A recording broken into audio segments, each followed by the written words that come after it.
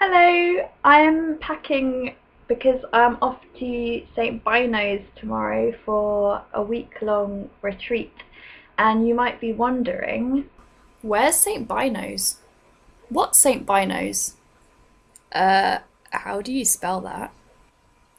I've been to St Beuno's once before last summer. It's basically a spirituality centre.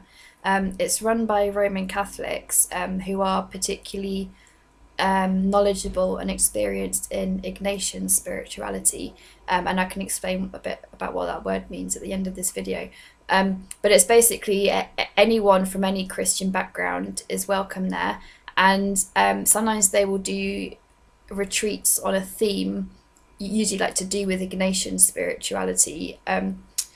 So that they might put on a weekend or a week on things like finding God in your everyday life, or how to sort of helping you work out what God's will for your life is and how to go about the practice of discernment. So they might put on themed things like that. But the other thing that they specialize in is what I'm going to, which is called individually guided retreats, where there's no theme. Like, you turn up and basically God sets the theme for you, and you spend your however long you're there for in silence, and you meet with a guide for half an hour each day that you're there. And they help you, they just help you listen to God throughout the week, and so that they help you work out what God's saying to you and how the Holy Spirit's guiding you.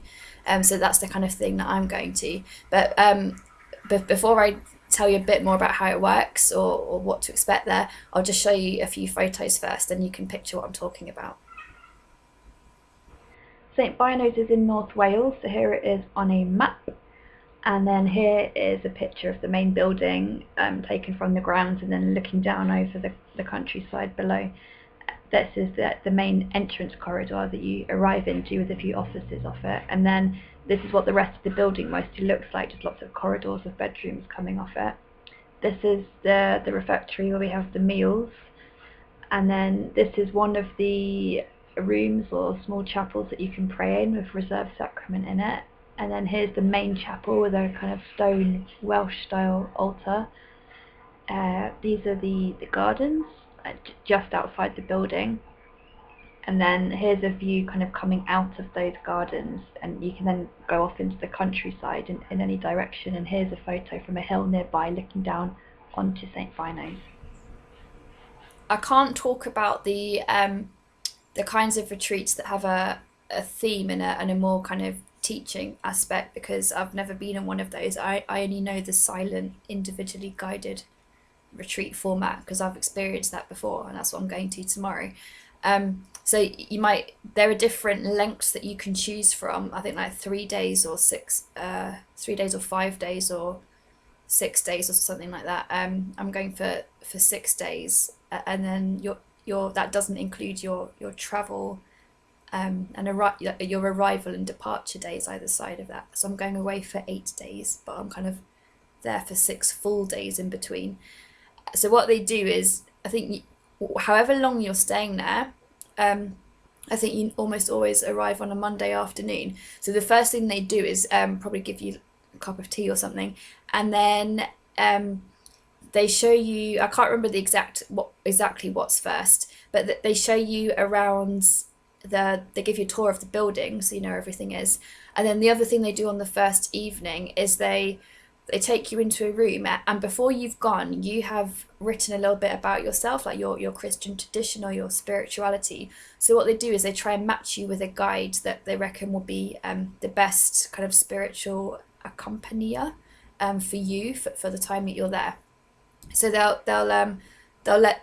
read out a list of names and let you know who's with which guide, and then you'll go with your guide into a room. And when I was there were probably about 20 of us that had all arrived on the same day, and then there were about 4 of us that had been assigned to this particular guide that I was with. So then the 4 of us chatted, and we just between ourselves worked out like who gets up early or who doesn't mind sort of meeting the guide first the first thing in the morning. So between us, we just worked out like who's going to meet the guide at 9 every morning, who's going to meet up with him at 9:30. So we basically just established who had what slot with the guide each day. So I think I was like the 9 o'clock person every morning that I was there. And then at some point on the first evening, we had our evening meal together, and that was a talking meal.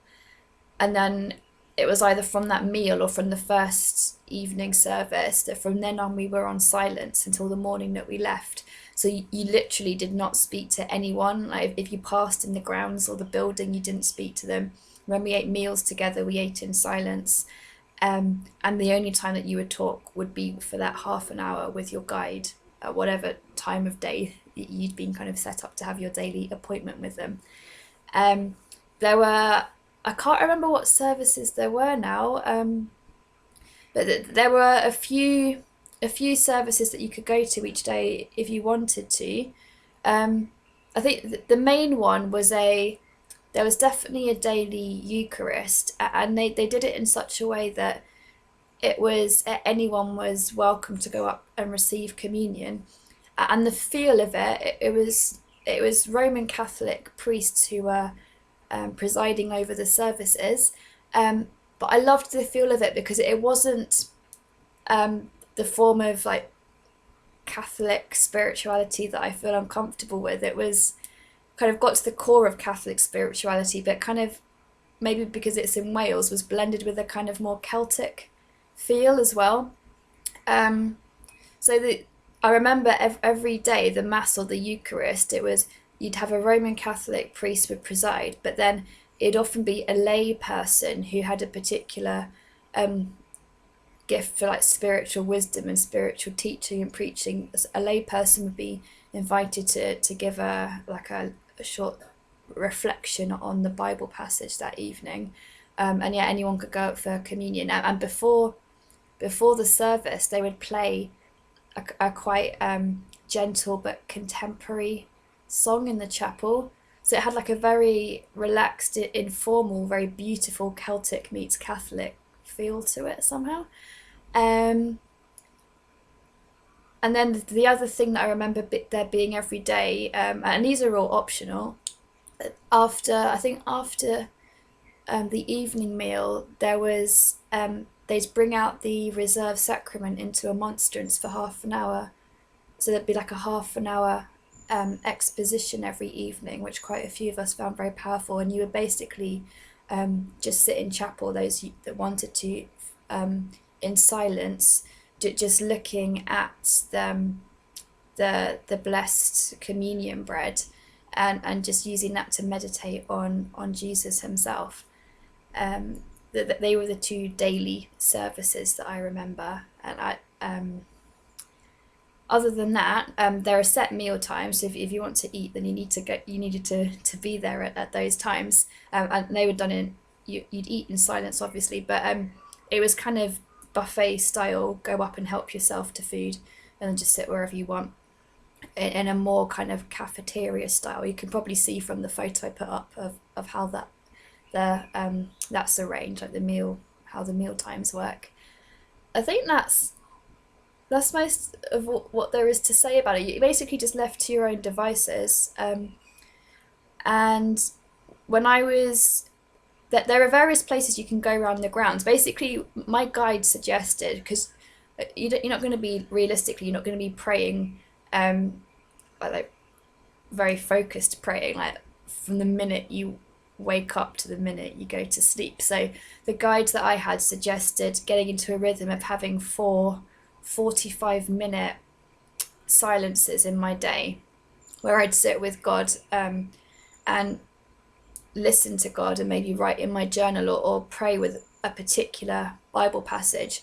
And one of the things that the guides do is that they'll normally on the first morning give you a Bible passage to pray with and reflect on, and then depending on what you say to them the next day of where you felt God take you from there, they might suggest another Bible passage the next morning, or they might suggest a little spiritual exercise for you to do once you've reported back on what you felt God saying or doing in you in the last 24 hours. So when I was there, It's not always a Bible passage. I think we started off with a Bible passage, and I ended up, the guide that I was with recommended some poems by John of the Cross. So I went to their library and got that out. But they usually encourage you not to read while you're there, because it's much more a kind of listening prayer environment. So outside of these 45-minute silences, or whatever you're gonna, the prayer times, there were different places you could choose to do that in as well. Like, obviously you've got your own bedroom that you can stay in and pray in, but there were lots of different chapels around the building. There was the main chapel, but there were some other smaller chapels that you could pray in. The grounds are beautiful. There are so many benches around the grounds, and there are little kind of prayer hut summer houses dotted around the grounds. So when I was there before, it was sometimes raining, but I would just like quickly run through the rain into a summer house with a little travel mug of tea. That was really nice. But then outside to fill up the day, the times when you're not kind of formally focused on praying, there are other things that you could do. There's an art room. There are loads of different walks you can go on, because it's right kind of in the countryside, or on the edge of a hill. So there are so many different walks you can go on as well. So there was quite a lot to do. I never felt bored, even though it's a long time to be in silence. Definitely never felt bored. What else is there to say? I think that those were the main things. I can't think of anything else you'd want to know. But definitely, so the main things I'm taking with me, I'm not going to take any books. I'm just going to take my Bible and my journal and a pen, obviously. And I'm going to take some colouring pencils and a colouring book, just to give me something to do in the times when I'm not praying. And with that, I don't need to be in the art room. I can go and take it out. I can go out, go for a walk for a few miles, hang out with some sheep in a field and do some colouring, something like that. Oh yeah, and back to the word Ignatian. Basically, I'm not an expert on Ignatian spirituality, but I think the main emphasis of Ignatian spirituality is acknowledging that God is present and speaking to us through all like the normal, ordinary little things of our day. So it's a lot about paying attention to the little things in our day, and paying attention to our feelings. And having conversations with God about our feelings. And if you've heard of Lectio Divina, where you kind of maybe like try and play out or sometimes you might try and play out a Bible story in your head and imagine you as one of the characters in the story. That whole thing of imagining yourself as one of the characters and noticing how you feel and what happens, that's an Ignatian spirituality thing. And another, Ignatius was, he did a lot about helping you. He wrote a lot about helping you like discern what God's saying to you or what God's will is for you. So there's a lot about discernment that comes into Ignatian spirituality. And the other thing that I've mentioned in some of my videos before is the end of the day examine, or you might do it in the middle of the day as well, or it's a daily thing anyway. The whole thing of looking back over the day and noticing maybe what your best part of the day was, or what made you upset, and then exploring with God, like, why did that make me upset, or why did that make me happy, or where did I see you in that encounter? So just noticing where God was in your normal daily life, and again using your feelings or noticing how you reacted to things to then explore that with God, like, well, why did I react like that? What needs healing in me, or those kinds of questions as well. And then two things that I've found really useful on the internet for quite a few years actually happen to come from the Jesuits, who are the people that specialise in Ignatian spirituality. One of them is called Sacred Space, and that is it's like a website guided prayer session that I particularly found useful if I was just sat at a computer at work and wanted to have a kind of 10-15 minute prayer break while sat at my computer. So that guides you through, I think it starts off with helping you. It might give you a guided question like, where do you what are you fearing at the moment, or how do you feel trapped at the moment, or is there anything you feel too attached to at the moment? Then it guides you through having a conversation with God about that. Then it gives you a Bible passage to think about. So it just guides you in having a conversation with God, and it takes about 10 minutes or so to go through that. Although the other thing that I've used for quite a few years, and these are both on apps as well as websites, by the way, and I'm sure they've got their own Facebook pages too. But the other one that I really like is Pray As You Go, which is a bit like the Sacred Space website, but it's an audio thing, more like a podcast or MP3.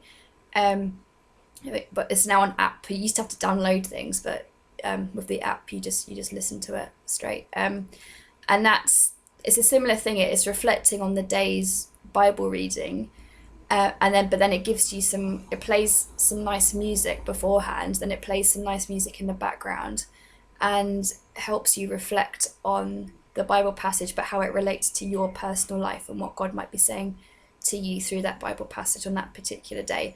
So they're both kind of internet tools or apps that kind of are guided prayers, which I found really useful. So I hope that gives you a nice little introduction to, like I said, I'm not that knowledgeable, but these are things that I've found really helpful. So it might be that you might find it helpful to look into staying at St Beuno's for a few days yourself, or if that's not possible for you. By the way, they do offer bursaries as well. I'm going on a bursary this week, if you can't afford the full cost. But if you can't get to St Beuno's itself, there are definitely, even the St Beuno's website has got, they've got their own YouTube channel, and they do YouTube videos that do a much better explanation of me about things like the daily examen, and all these different Ignatian like spirituality exercises you can do, or ways of praying. So they do some really good stuff. So even just St Beuno's website itself could be useful to you, or the ones I mentioned, Sacred Space or Pray As You Go, or just doing YouTube searches or Google searches of things like examen or Lectio Divina or discernment and Ignatius, those kinds of things. There's so much out there on the internet that's really useful.